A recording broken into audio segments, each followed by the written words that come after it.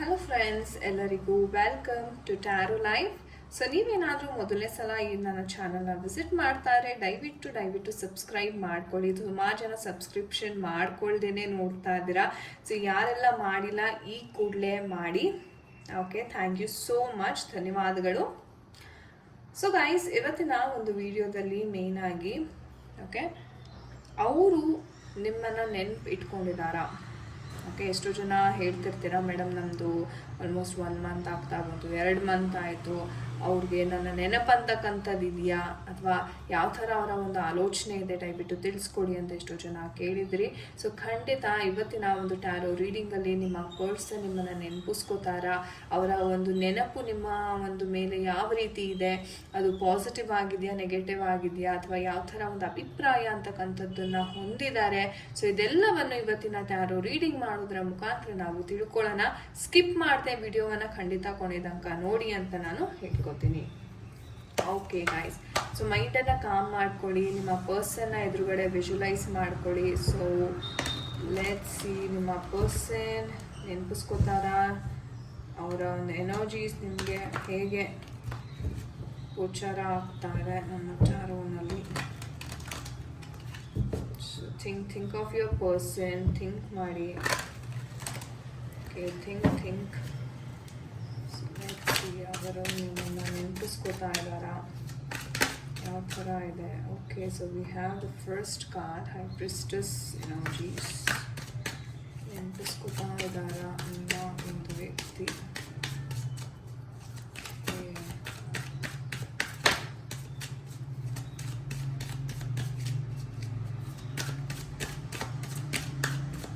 Think ಮಾಡಿ person ಬಗ್ಗೆ. ಶಫ್ಲಿಂಗ್ ಅಲ್ಲಿ ಸಹ ನೋಡೋಣ. So we have the lovers energies. Okay, page of pentacles, justice card ಬರ್ತಿದೆ. ಓಕೆ, ಸೊ ಮೂನ್ ಎನರ್ಜಿ ಬರ್ತಾ ಇದೆ. ಸೊ ಅದನ್ನು ನಾವು ಡೀಪಾಗಿ ನೋಡೋಣ. ಓಕೆ ಗೈಸ್, ಇದು ಎನರ್ಜೀಸ್ ಬಂದಿದೆ.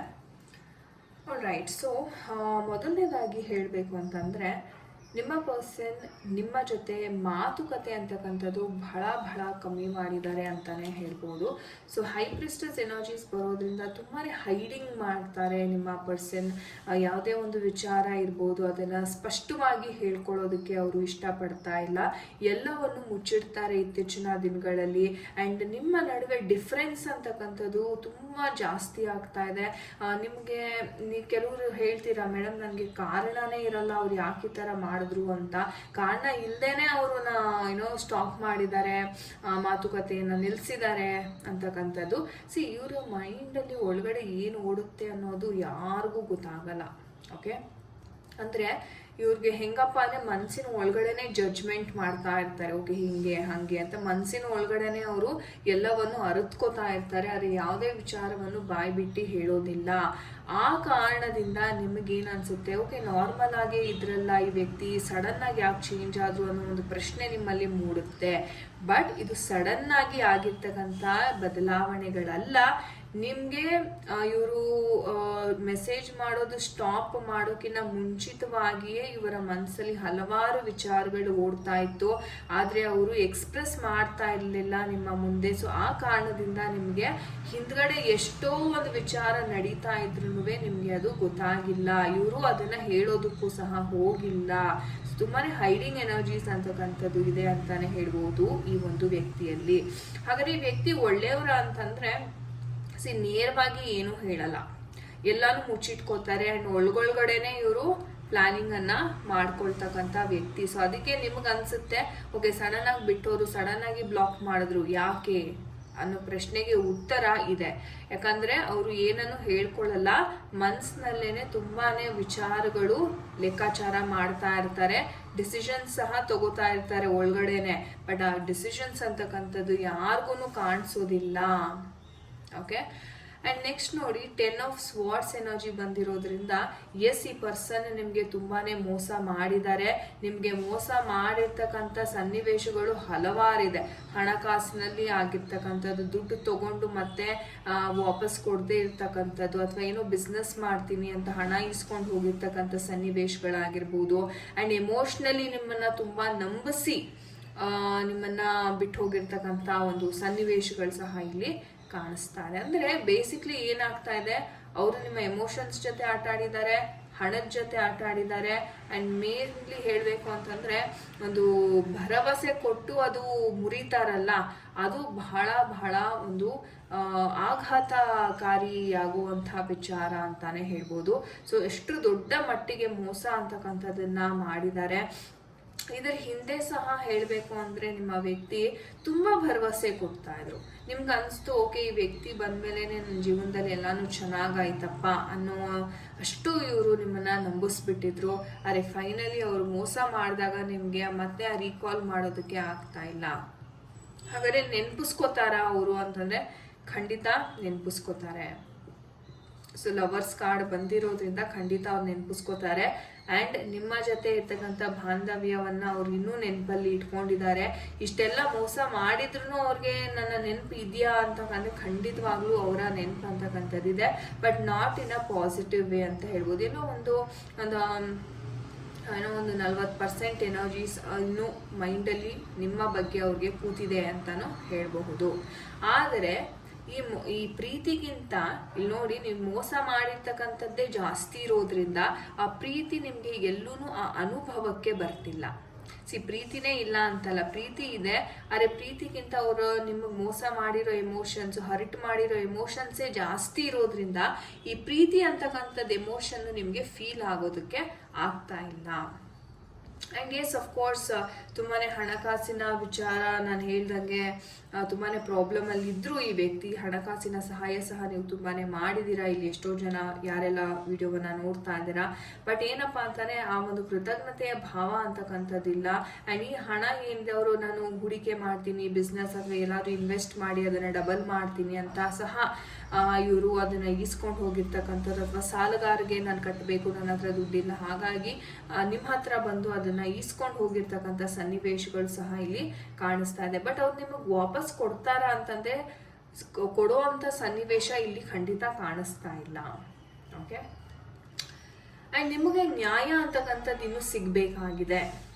ಓಕೆ, ಸೊ ನೀವು ಅನ್ಕೊಂಡ್ರೆ ನನ್ನ ಜೊತೆ ಏನು ನಡೆದಿದೆ ಅದು ಸಿಕ್ಕಾಪಟ್ಟೆ ಅನ್ಯಾಯ ನಡೆದಿದೆ ನನ್ನ ಹತ್ರ ಅಂತ ಅಂದ್ಬಿಟ್ಟು, ಸೊ ನಿಮಗೆ ಫ್ಯೂಚರಲ್ಲಿ ನ್ಯಾಯ ದೇವತೆ ಬಂದಿರೋದ್ರಿಂದ ಇವೆಲ್ಲ ಮೋಸಗಳು ಇದೆಲ್ಲ ಏನು ನಿಮಗೆ ಅವರು ಮಾಡಿದ್ದಾರೆ, ಖಂಡಿತವಾಗ್ಲೂ ಆ ಒಂದು ನ್ಯಾಯ ಅಂತಕ್ಕಂಥದ್ದು ನ್ಯಾಯ ದೇವತೆ ಒದಗಿಸ್ಕೊಡ್ತಾರೆ ನಿಮ್ಮ ಒಂದು ಫ್ಯೂಚರಲ್ಲಿ ಅಂತಾನೆ ಹೇಳ್ಬೋದು. ಆ ಕರ್ಮ ಅಂತಕ್ಕಂಥ ನಾವೇನಿದೆ ಅಲ್ವಾ, ಅದು ಖಂಡಿತವಾಗ್ಲೂ ಒಂದು ಶಿಕ್ಷೆಯ ರೂಪದಲ್ಲಿ ಅವ್ರಿಗೆ ಸಿಗ್ತಾ ಇದೆ ಮುಂದೆ.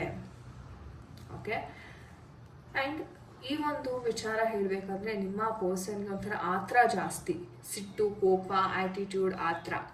ಓಕೆ, ಸೊ ಇದೆಷ್ಟೊಂದು ನೆಗೆಟಿವ್ ಎಮೋಷನ್ಸ್ನ ಇಟ್ಕೊಂಡು ನಾನು ಏನಾದ್ರು ಒಂದು ಸಾಧನೆ ಮಾಡ್ತೀನಿ ಅಥವಾ ಬಿಸ್ನೆಸ್ ಮಾಡ್ತೀನಿ ಅಂತ ಹೋದ್ರೆ ಖಂಡಿತವಾಗ್ಲೂ ಅದಾಗಲ್ಲ. ಯಾಕಂದ್ರೆ ಯಾವುದೇ ಒಂದು ವಿಚಾರದಲ್ಲಿ ನಮಗೆ ಏಳ್ಗೆ ಆಗಬೇಕು ಅಂದ್ರೆ ಮೊದಲನೇ ವಿಚಾರ ಬೇಕು ಏನಪ್ಪ ಅಂದ್ರೆ ರೆಸ್ಪೆಕ್ಟ್, ತಾಳ್ಮೆ, ಗೌರವವನ್ನು ಕೊಡಬೇಕಾಗತ್ತೆ. ನೀವು ಮಾಡೋ ಕೆಲಸಕ್ಕೆ ವ್ಯಾಲ್ಯೂವನ್ನು ಕೊಡಬೇಕು, ರೆಸ್ಪೆಕ್ಟ್ ಆ್ಯಂಡ್ ಪೇಷನ್ಸಿಂದ ವೆಯ್ಟ್ ಮಾಡಬೇಕು, ರೈಟ್? ಸೊ ಇದು ಯಾವುದೂ ಎಮೋಷನ್ಸ್, ಇದು ಯಾವುದೂ ರೆಸ್ಪಾನ್ಸಿಬಿಲಿಟೀಸ್ ಇಲ್ಲ ಅಂತಂದರೆ ಅವ್ರು ಏನೇ ಮಾಡೋಕ್ಕೆ ಹೋದ್ರೂ ಅದು ಲಾಸ್ ಆಗುತ್ತೆ. ಓಕೆ, ಸೊ ಈ ಒಂದು ಎನರ್ಜೀಸ್ನ ಅವರು ತುಂಬಾ ಚೇಂಜ್ ಮಾಡ್ಕೋಬೇಕು. ಆ್ಯಂಡ್ ತುಂಬಾ ಲೇಸಿ ಇದ್ದಾರೆ ಸಹ ನಿಮ್ಮ ಪರ್ಸನ್. ಆ್ಯಂಡ್ ಆ ಲೇಸಿನೆಸ್ಸಿಂದಾನೇ ಅವ್ರಿಗೆ ನಾನು ಹೇಳಿದೆ, ಲೈಕ್ ಇಮಿಡಿಯೇಟಾಗಿ ದುಡ್ಡು ಬರಬೇಕು, ದುಡ್ಡು ಡಬಲ್ ಆಗಿಬಿಡ್ಬೇಕು. ಸೊ ಈ ಥರ ಒಂದು ಆಕ್ಟಿವಿಟಿನಲ್ಲಿ ಅವರು ತುಂಬಾ ಇನ್ವಾಲ್ವ್ ಆಗಿರೋ ಕಾರಣದಿಂದ ಅವ್ರಿಗೇನು ಅನ್ನಿಸ್ತಾ ಇದೆ ಅಂತಂದರೆ, ಓಕೆ ನಾನು ಸೋತ್ರೆ ಸಿಟ್ಟು ಇನ್ನೂ ಡಬಲ್ ಆಗ್ತಾ ಇದೆ. ಸೊ ಆ ಲೇಸಿನೆಸ್ನ ಬಿಟ್ಬಿಟ್ಟು ಕಷ್ಟಪಟ್ಟು ದುಡಿದು ಸಂಪಾದನೆ ಮಾಡೋದ್ರಿಂದ ಈ ಒಂದು ಸಮಸ್ಯೆ ಅಂತಕ್ಕಂಥದ್ದು ಇಲ್ಲಿ ತೀರುತ್ತೆ. ಆ್ಯಂಡ್ ಸಿಕ್ಕಾಪಟ್ಟೆ ಇನ್ಫ್ಲೂಯೆನ್ಸ್ ಅಂತಕ್ಕಂಥದ್ದು ಈ ವ್ಯಕ್ತಿಯ ಒಂದು ಜೀವನದಲ್ಲಿ ನಡೀತಿದೆ ಅಂತ ಹೇಳ್ಬೋದು. ಯಾವ ಥರ ಅಂತಾನೆ ಇವರ ಒಂದು ಫ್ರೆಂಡ್ಸ್ ಫ್ಯಾಮಿಲಿ ಆಗಿರ್ಬೋದು, ಅಥವಾ ಇನ್ಯಾರೋ ಬಂದು ನೋಡು ಈ ಥರ ಸ್ಕೀಮ್ ಇದೆ, ಇದು ಮಾಡಿದ್ರೆ ದುಡ್ಡು ಡಬಲ್ ಆಗ್ಬಿಡುತ್ತೆ ಅನ್ನೋದೇ ಒಂದು ದಾರಿ ತಪ್ಪಿಸುವಂತಹ ಒಂದು ಜನರು ಇವರ ಸುತ್ತಮುತ್ತ ಸಿಕ್ಕಾಪಟ್ಟೆ ಇದ್ದಾರೆ ಅಂತಾನೆ ಹೇಳ್ಬೋದು. ಆ ಕಾರಣದಿಂದಾನೇ ಇವರ ಮನಸ್ಸು ಅಂತಕ್ಕಂಥದ್ದು ತುಂಬಾ ಚಂಚಲ ಆಗುತ್ತೆ. ಆ ಚಂಚಲ ಆದಾಗ ಇವ್ರಿಗೆ ಏನ್ ಅನ್ಸುತ್ತೆ, ಓಕೆ ಬೇಗ ಮಾಡ್ಬಿಡ್ಬಹುದಲ್ಲ ದುಡ್ಡು ಅನ್ನೋ ಇವರು ಆಸೆಯಿಂದ ಹೋಗ್ಬಿಡ್ತಾರೆ. ಆದ್ಮೇಲೆ ಅವ್ರಿಗೆ ಗೊತ್ತಾಗುತ್ತೆ ಇದು ಒಂದು ಸ್ಕ್ಯಾಮ್ ಅಥವಾ ಇದು ಒಂದು ಫ್ರಾಡ್ ಅಂತ. ಓಕೆ, ಆ ಸಿಟ್ಟನ್ನೆಲ್ಲ ಮತ್ತೆ ನಿಮ್ಮ ಮೇಲೆ ತೋರಿಸ್ತಕ್ಕಂಥದ್ದು. ಸೊ ಈ ತರ ಲೈಫ್ ಸ್ಟೈಲ್ನ ಅವರು ಗೋತ್ರು ಮಾಡ್ತಾ ಇದ್ದಾರೆ. ಈ ತರ ಲೈಫ್ ಸ್ಟೈಲ್ ಇದ್ದಾಗ ಯೂಶಲಿ ಏನಾಗುತ್ತೆ ಹೇಳಿ, ಗಲಾಟೆ ಆಗೇ ಆಗುತ್ತೆ. ಇದು ಅವರ ಫ್ಯಾಮಿಲಿನಲ್ಲೂ ಆಗ್ತಾ ಇದೆ, ನಿಮ್ಮ ನಡುವೆನೂ ಆಗ್ತಿದೆ. ಯಾಕಂದ್ರೆ ಜೀವನದಲ್ಲಿ ಅಷ್ಟು ಮೋಸ ಮಾಡ್ತಿದ್ದಾರೆ, ಎಲ್ಲವೂ ನೆಗೆಟಿವ್ ಆಗಿ ಹೋಗ್ತಾ ಇದೆ ಒಂದು ಮನುಷ್ಯನ ಜೀವನದಲ್ಲಿ. ಅಂದ್ರೆ ಆಬ್ವಿಯಸ್ಲಿ ಅವ್ರಿಗೆ ಒಂದು ಸಿಟ್ಟು ಕೋಪ ಅಂತಕ್ಕಂಥದ್ದು ಸಹ ಜಾಸ್ತಿನೇ ಇರುತ್ತೆ. ಸೊ ಹಾಗಾಗಿ ನಿಮ್ಮ ಜೊತೆ ಜಗಳ ಮಾಡಿದ್ದಾರೆ, ಕೋಪ ಅಂತಕ್ಕಂಥದ್ದು ಸಿಕ್ಕಾಪಟ್ಟೆ ಇದೆ ನಿಮ್ಮ ಒಂದು ವ್ಯಕ್ತಿಗೆ ಅಂತ ಹೇಳ್ಬೋದು. ಹಾಗಿದ್ರೆ ಮುಂದೆ ಏನಾಗುತ್ತೆ, ನಿಮ್ಗೆ ಯಾವ ಒಂದು ಗೈಡೆನ್ಸ್ ಸಿಗ್ತಾ ಇದೆ ನಮ್ಮ ಏಂಜಲ್ಸ್ ಕಡೆಯಿಂದ ನೋಡೋಣ. ಸೊ ಏನು ಮಾಡಬೇಕಾಗಿದೆ ನೀವು ಈ ಒಂದು ಸನ್ನಿವೇಶದಲ್ಲಿ, ಏಂಜಲ್ಸ್ ದಯವಿಟ್ಟು ತಿಳಿಸ್ಕೊಡಿ. ವೀಕ್ಷಕರು ಏನು ಮಾಡ್ಬೋದು ಈ ಒಂದು ಸನ್ನಿವೇಶದಲ್ಲಿ. ಸೊ ಅದು ಟೈಮ್ ಅಂತ ಬರುತ್ತೆ. ಸೊ ಆ ಟೈಮ್ಗೋಸ್ಕರ ವೆಯ್ಟ್ ಮಾಡಬೇಕು. Communicate clearly and big happy changes ಅಂತ ಸಹ ಏಂಜಲ್ಸ್ ಹೇಳ್ತಾ ಇದ್ದಾರೆ. ಅದ್ಭುತವಾದ ಒಂದು ಮೆಸೇಜ್ ಅಂತ ಹೇಳ್ಬೋದು. ಸೊ ಕಮ್ಯುನಿಕೇಶನ್ ಅಂತಕ್ಕಂಥದ್ದು ಸದ್ಯಕ್ಕೆ ಕಟ್ ಆಗಿದೆ, ಬಟ್ ಎಸ್ ಮುಂದೆ ಕಮ್ಯುನಿಕೇಟ್ ಅವ್ರು ಖಂಡಿತ ಮಾಡ್ತಾರೆ. ಅದಕ್ಕೆ ಒಂದು ಟೈಮ್ ಅಂತಕ್ಕಂಥದ್ದು ಬರಬೇಕು ಅಷ್ಟೇ. And big happy changes communication ಪ್ರಾರಂಭ ಆದಮೇಲೆ ಇಲ್ಲಿ ನನಗೆ ಒಂದು 6 weeks ಎನರ್ಜೀಸ್ ಅಂತಕ್ಕಂಥದ್ದು ಇಲ್ಲಿ ಕಾಣಿಸ್ತಾರೆ. ಒಂದು 6 ವಾರಗಳ ಕಾಲ. ಓಕೆ, ಅದಾದ್ಮೇಲೆ ಇವ್ರು ಏನ್ ಮತ್ತೆ ನಿಮ್ ಜೊತೆ ಕಮ್ಯುನಿಕೇಟ್ ಮಾಡ್ತಾರಲ್ಲ, ಕಮ್ಯುನಿಕೇಟ್ ಮಾಡಿದಾಗ ಒಂದು ರೀತಿ ನಿಮ್ಗೆ ಒಂದು ಹೊಸ ಭರವಸೆಯನ್ನ ಅವರು ಕೊಡ್ತಾರೆ ಈ ಒಂದು ವ್ಯಕ್ತಿ ಅಂತಾನೆ ಹೇಳ್ಬೋದು. ಸೊ ಬಿಗ್ ಹ್ಯಾಪಿ ಚೇಂಜಸ್ ಅಂತಕ್ಕಂಥದ್ದು ಸಹ ನಿಮ್ಮ ಲೈಫಲ್ಲಿ ಮುಂದೆ ಫ್ಯೂಚರಲ್ಲಿ ಬರ್ತಾ ಇದೆ. ಸೊ ಖಂಡಿತ ವೆಯ್ಟ್ ಮಾಡಿ ನೀವು. ಕಮ್ಯುನಿಕೇಶನ್ ಅಂತಕ್ಕಂಥದ್ದು ಮೇನ್ ಆಗಿ ಆಗಬೇಕು. ಸೊ ಅವರೇ ಕಮ್ಯುನಿಕೇಟ್ ಮಾಡೋವರೆಗೂ ಸ್ವಲ್ಪ ತಾಳ್ಮೆಯಿಂದ ವೆಯ್ಟ್ ಮಾಡೋ ಜವಾಬ್ದಾರಿ ನಿಮ್ದಾಗಿರುತ್ತೆ. ಓಕೆ, ಸೊ ಎಸ್ ಗೈಸ್, ಇದಾಗಿತ್ತು ಇವತ್ತಿನ ಒಂದು ರೀಡಿಂಗ್. ಐ ಹೋಪ್ ನಿಮಗೆ ಇದು ಕನೆಕ್ಟ್ ಆಗಿದೆ ಅನ್ಕೋತೀನಿ. ಯಾರ ಜೊತೆ ಎಲ್ಲ ರೆಸೊನೇಟ್ ಆಯಿತು ಖಂಡಿತ ಕಮೆಂಟ್ ಸೆಕ್ಷನಲ್ಲಿ ದಯವಿಟ್ಟು ತಿಳಿಸಿ. ನಿಮ್ಮ ಪ್ರತಿಯೊಂದು ಕಮೆಂಟನ್ನು ನಾನು ಓದ್ತೀನಿ. ನಿಮಗೆ ಏನಾದರೂ ವಿಡಿಯೋ ಈ ಒಂದು ಪರ್ಟಿಕ್ಯುಲರ್ ಟಾಪಿಕ್ ಬಗ್ಗೆ ಬೇಕಿತ್ತು ಅಂತಂದರೆ ಸಹ ನೀವು ಕಮೆಂಟ್ ಸೆಕ್ಷನಲ್ಲಿ ಸಜೆಷನನ್ನು ಮಾಡ್ಬೋದು. ಖಂಡಿತ ನಾನು ಆ ವಿಡಿಯೋನ ಮಾಡಿ ನಿಮಗೆ ತಲುಪಿಸ್ತೀನಿ. So thank you so much. ಯಾರೆಲ್ಲ ತಾಳ್ಮೆಯಿಂದ ವಿಡಿಯೋವನ್ನು ಇಲ್ಲಿ ತನಕ ನೋಡಿದ್ದೀರಾ, ತುಂಬ ತುಂಬ ಧನ್ಯವಾದಗಳು ನನ್ನ ಕಡೆಯಿಂದ. ನಾನು ನಿಮಗೆ ಸಿಗ್ತೀನಿ ಮುಂದಿನ ಒಂದು ವಿಡಿಯೋದಲ್ಲಿ. ಎಲ್ಲರಿಗೂ ನಮಸ್ತೆ, ಹರೇ ಕೃಷ್ಣ.